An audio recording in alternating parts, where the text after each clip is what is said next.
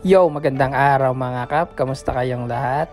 Para sa video na to, ang client nga pala natin ay si Sir Wawi at siya ay nagmula pa ng Ibaan, Batangas. So, ito nga pala itsura ng dreadlocks ni Sir Wawi at ang gagawin natin sa kanya ay natural dreadlocks repair. So, si client ay isang seaman at yung dreadlocks niya ay ginawa ng isang taga Zimbabwe. Zimbabwean yung gumawa ng dreadlocks nito ni Sir. Bali, ang naging concern ni Sir sa dreadlocks niya dati daw ay everyday talaga, halos araw-araw after niya maligo ay kailangan niya uling i-repair.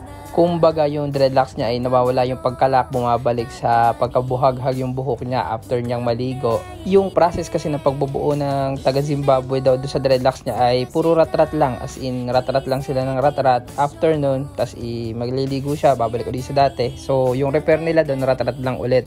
Kaya paulit-ulit lang yung process, so same result lang din yung nakukuha ni Sir. Sa buhok naman kasi natin mga Asians, hindi ko naman sinasabing mali yung rat-rat lang. Kumbaga kung gusto mong ma-maintain yung pagkalak niya ng mabilisang paraan, kailangan mong samahan ng tahi. Magkaiba kasi yung hair type natin mga Asian sa mga Zimbabwean. So yung nakasanayan nila doon, yun lang din yung in-apply niya dito sa buhok ni Sir. Bali full head nga pala itong dreadlocks ni Sir, pero ilang piraso lang siya. Nagsuggest ako kay Sir na baguhin namin siya. Kung magbabago yung isip niya, pwede siya bumalik sa akin, tapos kakalasin natin at papadamihin natin. Sobrang konti lang nitong locks ni Sir. Nag-add nga pala ako dito ng 4 pieces na extension. Sinamahan ko siya ng extension. Sumingit na lang ako dyan, bumuo ako ng sariling partition para somehow maparami natin. At ito na yung naging resulta ng unang session namin ni Sir Wawi at may part 2 pa tong session na to. Pero bago yon, paki-like and subscribe naman sa ating YouTube channel. Meron tayong Facebook, YouTube and TikTok, The Dreadlocks Factory. At balik na tayo dito kay Sir Wawi. Ito yung second session naman namin. 2 months after natin i-repair si Sir Wawi, ito na itsura ng dreadlocks niya. Bali, July natin siya inayusan. Then this September, nag-chat siya sa page para i-restore natin yung dreadlocks. Kung mapapansin nyo, sa dreadlocks ni Sir ay yung mga extensions lang ang hindi nagulo. Yung 4 na extensions na kinabit natin.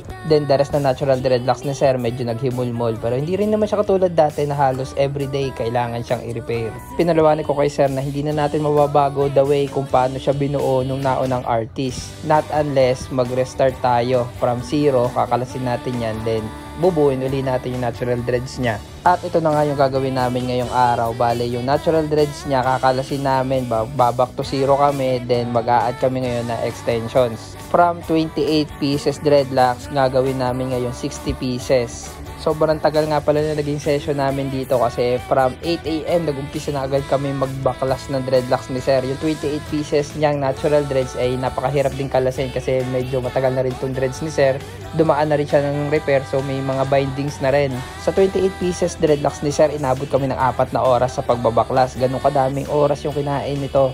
After ng dread session, kumain muna kami ng tanghalian ni Sir. Then diretso na agad kami 1 PM. Yun, nag-start na kami magkabit na extensions. Isang bagay na gusto ko kapag mahaba yung session ay meron din akong time para manood ng mga movies o series. Kung sa tingin nyo sa dreadlocks lang umiikot yung buhay ko, yung araw ko, ay mali po. Sobrang busy ko rin tao, may buhay din ako sa labas. Kapag may free time ako, mas pinipili ko makapaglaro sa anak ko kasi yun, bata pa kasi siya, yung mga oras na makakalaro ko siya ay mahalaga para sa akin. Darating kasi yung time na syempre lalaki na siya, yung attention niya na mapupunta na sa ibang bagay. Habang ngayon palang maliit siya, gumagawa na ako ng memories para hindi man niya ito maalala paglaki niya. Meron naman ako mga alaala na hindi ko makakalimutan. Pero syempre nga kapag ganitong mahahabang session, syempre hindi naman ako may pwede maglaro ng anak ko. Ito yung chance ko sa sarili ko para makapanood ako ng movies, para makatapos ako ng mga series kasi yun yung mga bagay na hindi ko nga nagagawa sa araw-araw. At dito nga pala, tapos na tayo sa session natin. Papasilip ko lang sa inyo yung before ng buhok ni Sir. Yung una niyang dreadlocks bago natin baguhin. At makikita nyo naman dito yung after ng session natin. From 28 pieces to 60 pieces full head. Kaya ayan, check nyo na lang kung gaano kaganda yung naging transformation ng dreadlocks ni Sir. At maraming salamat nga pala sa client natin na si Sir Wawi. Galing pa siya ng Ibaan, Batangas at by next month ay sasampa na ulit siya ng barko. At para naman sa mga interested clients dyan within Batangas, ang shop ko po ay located lang sa Lipa City. Open po ako for home service. Gumagawa po ako ng any kinds of dreadlocks, afro curl perm, braids, and cornrows. Meron po tayong Facebook, YouTube, and TikTok, The Dreadlocks Factory.